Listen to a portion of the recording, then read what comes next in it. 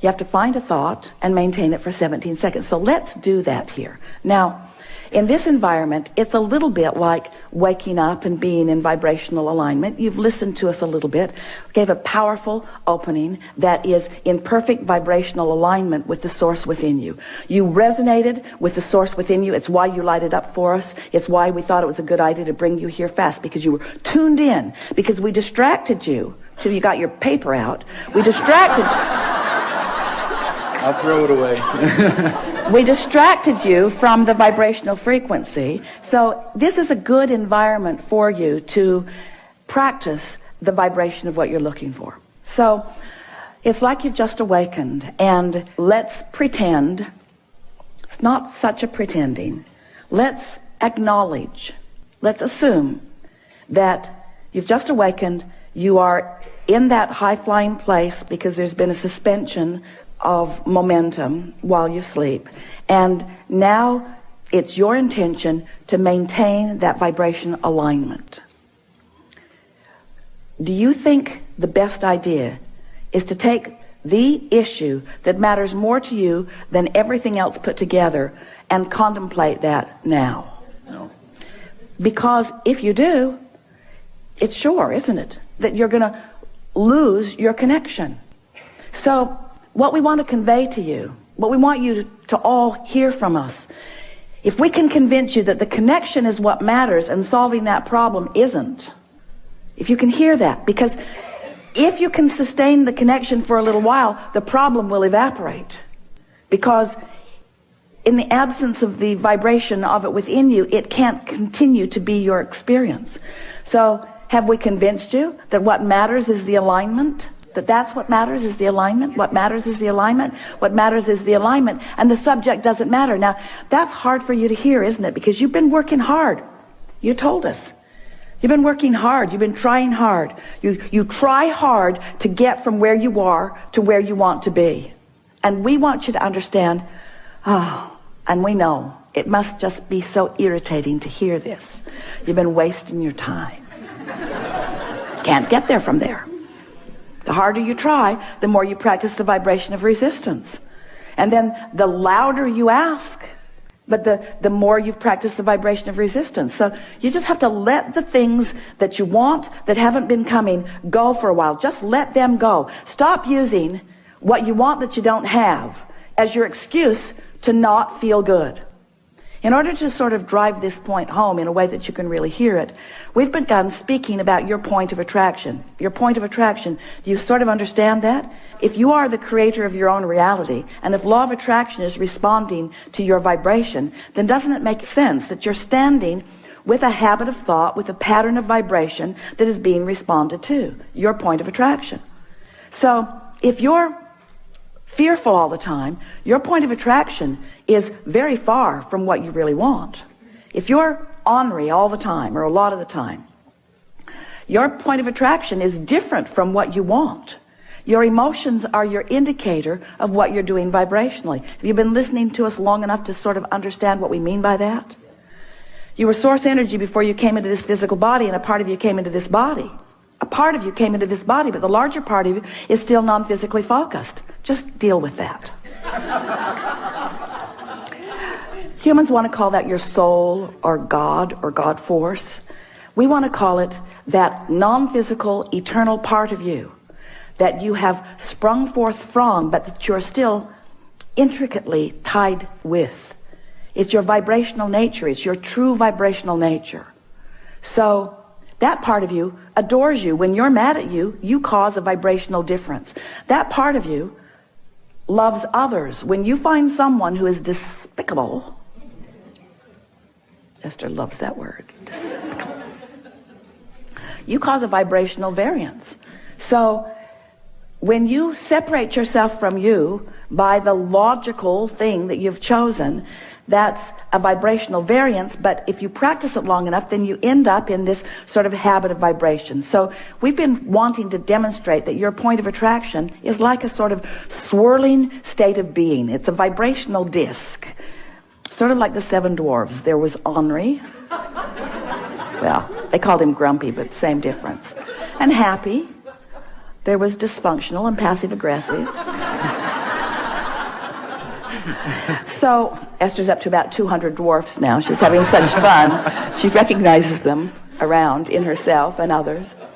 So there are these habits of thought, these vibrational habits of thought that represent this sort of vibrational place where you hang out. And so if you've been hanging around in hopeful but not believing, then that's what the universe leads you to. If you're hanging around in despair or discouragement, then that's what the universe leads you to. Let's define what we mean by that's what the universe leads you to. There's a better way of saying that. That's what you find in the universe. That's what you find. That's what your point of attraction yields to you. So we want you to realize that if you will just choose the disc, if you choose the subject chooses the disc. Think about that. I'm going to think about money. Despair. Not really. Could be optimism, or could be fantastic journey. You know where you're at relative to that. When you think about wanting a relationship that you've never known, but that you sense is there, that you really want, and you feel lonely or the absence of it, loneliness is in a very different place than joy. So we're saying this to you more clearly than we've ever said it before. Choose the disc by the way it feels, not by the subject that you want to place on it. That's a good way of saying that, isn't it? So when we say, what are you going to think about? Your answer, if it's a really good answer, is anything that keeps me up here. Oh, well, are you going to think about the things that are important to you? No, that would take me down here. Because the things I really want, now we know, you know, we're playing with you because we see you progressing and having wonderful lives in many regards, but you know what we're getting at. Sometimes the things that matter to you most don't make you feel that good because the vibration that you've practiced isn't one of knowing or expecting. Every subject is like a big long stick or a little short stick, doesn't matter. It's a stick. A really big long stick that has two ends on it. On one end of it is what is wanted, and on the other end of it is the absence of what is wanted. And so if you pick a subject where you've been practicing what you don't want, and you say, I'm going to set a goal about this, well, then what you've actually said is, I'm going to set a goal to practice a thought that's way down here. And I'm going to practice it, and I'm going to try, and I'm going to struggle, and I'm going to proclaim my goodness, and I'm going to keep score of where I am, sort of like the things that you were telling us, only we're exaggerating it dramatically. And life's just going to keep giving you the same thing. So you pick your disc by how you want to feel. This morning, Esther was in her sleeping room, and she could hear some children and parents moving through the hallway with great volume. And her first thought was, they should be quiet, people might be sleeping. And her next thought was, they're really having a good time. Now, which of those thoughts do you think was the best thought for Esther to think? They're really having a good time. Then Dad started singing. It was awful. The worst voice ever. But he was so joyful in his singing. And Esther thought, that's really a beautiful thing. I hope no one ever tells him how bad he is at this. So she had the potential of going all over the place, but because she's been practicing that, it's like that's where the thoughts now must be. The thought could start out down here because bad singing is bad singing. In other words, you just know the difference, don't you? So her thought started out here, but because she was here, her thought just had to join her up here. She just couldn't stay down there. Not that long ago, her vibration would have joined her down there. Now, her thought is joining her vibration. Can you feel the difference? That's step 4. I've sustained my vibration long enough that everything in my universe has to join me where I am, or it's going to bounce right off of me. If it's going to join me, it's going to be where I am. I now have creative control of my environment. That's step 4. So let's just start really generally. So you've just awakened. You've heard everything that we've said. We know that you're internalizing it. The audience is with you. So what do you want to say now that you've awakened? This bed is really comfortable. You are brilliant. You are brilliant. The bed is comfortable. What else you want to say? The pillows are really comfortable. Yeah. All 4 of them. Yeah. Yeah. What else? I feel great. I feel happy. I feel in tune with my body. Yeah. You've got it. You've got it. And any thought like that, now stay there for 17 seconds and then another and then another and then another and then another. And then do it tomorrow and the next day and the next day and the next day and the next day and the next day. And before you know it, we won't be having a conversation about what's missing in your life. The conversation that we'll be having is, you'll say to us or to whoever you're talking to, you know, I just let it go for a while because I realized that the subject that was so important to me had me sort of bound in a frequency that wasn't good for me. So I just let it go for a while. And I just focused upon the things of my life that felt really good to me. And I did it and did it and did it and did it until more thoughts joined, more thoughts joined. You see, because once you sustain this, even for a little while, the manifestations that start flowing are more good feeling emotions, powerful thoughts moving into your experience. You begin getting impulses that lead you right where you want to be. What Esther is discovering, now that she's there so much of the time, is that she'll get an impulse to do something that formerly she thought would not have been a very good idea to do it, but she'll do it, and then something will unfold that for just a minute she'll think, oh, I'm not sure if that was a very good idea either, but then that will cause a question to be asked within her that will bring a solution, and she'll realize, I was just led right down a path from where I am to where I want to be.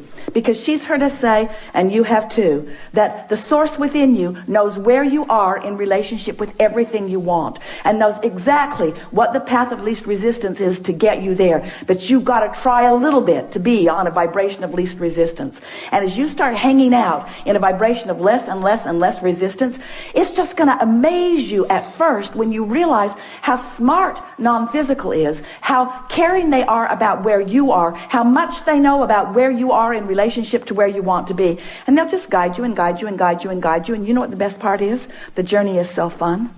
You keep thinking it's the destination that's going to ring your bells. The journey rings your bells. Because in the absence of resistance, it's fun here and it's fun here and it's fun here and it's fun here and it's fun here and it's fun here and it's fun here and it's fun here and it's really fun here and it's really fun here and it's really fun here. And that was so interesting. And I like this so much. And before you know it, every day of your life is one of just moving into things that are interesting and fun and sometimes challenging, which is both interesting and fun, you see. You don't have to be where you think you want to be in order to be happy. You just got to be on the way to where you want to be in order to be happy. When you go on vacation, you're going to go here and here and here and here and here and here, and you're going to end up back home, and you never say, final destination is home. I'm already there. Why go? Because you know why you're going. You're going for the stimulation. You're going for the life it gives you. You're going for the fun. It's not the end result, and there is no end result. There is no ending. Step 4 has got to tell you that. We've been hanging around on step 1, step 2, step 3 for quite a long time. Now we're in step 4. Doesn't that let you know? It never ends. And there's a 5 and a 6 and a 7. Don't worry about it. We're just kidding. It's just more of the same. It's just more. Once you get this and you've got this, once you practice this and you are, once you sustain it and you know how to do it, life's just going to yield to you all of the reasons that you said, I'll go forth into this physical experience. Not one of you said, I'll deprive myself in order to really want something. Not one of you said, I'll go forth into a broken world and I'll patch it up. You didn't say that. You said, I'll go forth and I'll figure out what I want and I'll line up with it and I'll feel good. And the wholeness of who I am is going to flow through the specifics of what I'm living. And I'm an eternal being. And I mean to make this moment and this one and this one and this one and this one all that it can be.